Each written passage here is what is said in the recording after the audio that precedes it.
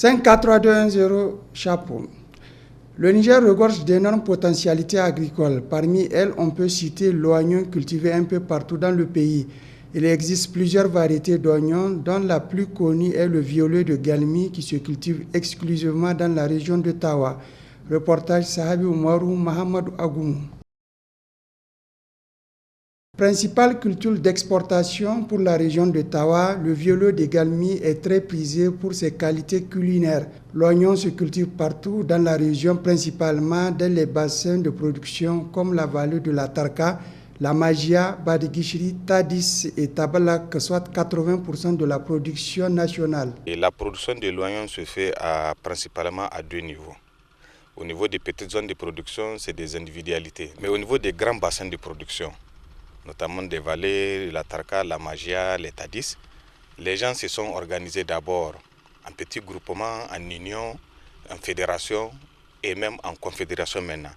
Nous avons une confédération de toutes les fédérations de la filière de la production de l'oignon au niveau de la région de Tawa. Rien que l'année passée, la production a atteint plus de 880 000 tonnes pour la seule région de Tawa et il n'existe que 2 canaux pour écouler la production, la demande domestique et extérieure. Et cette filière est organisée à travers les comptoirs, ce que nous appelons les comptoirs de commercialisation, où il est mis à leur disposition un instrument de facilitation qu'on appelle le bon d'enlèvement et de commercialisation.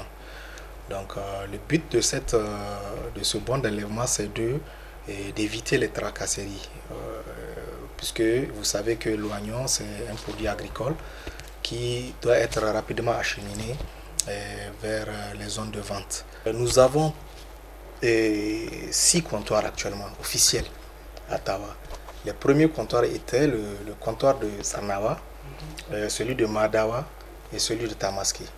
Donc en 2020, le ministre du Commerce a pris un arrêté pour créer encore 3 autres comptoirs, qui est celui de Bagatabala, et le comptoir de Karofan et le comptoir de Malbaza.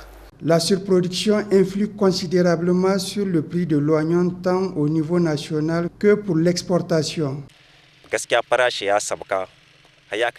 Le prix est très bas en ce moment.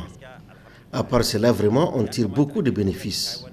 Nous souhaitons que l'État nous accompagne notamment en nous dotant d'un comptoir ici de la ville de Tawa. Vous voyez ce sac de 50 kg, il y a de cela quelques mois, ça coûtait 32 000 francs CFA.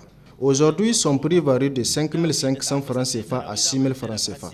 Le sac de 5 kg, lui, a grimpé à plus de 70 000 francs CFA, alors qu'aujourd'hui, il ne dépasse pas les 12 000 francs CFA.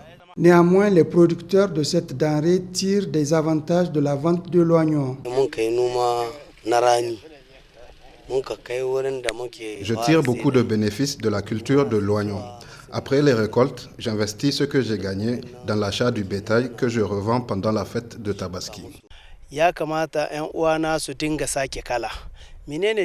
Moi, j'en appelle à mes camarades producteurs, il faut qu'on commence à diversifier nos produits. Après une première récolte d'oignons, il faut mettre autre chose pour la seconde récolte, comme la pomme de terre ou les poivrons.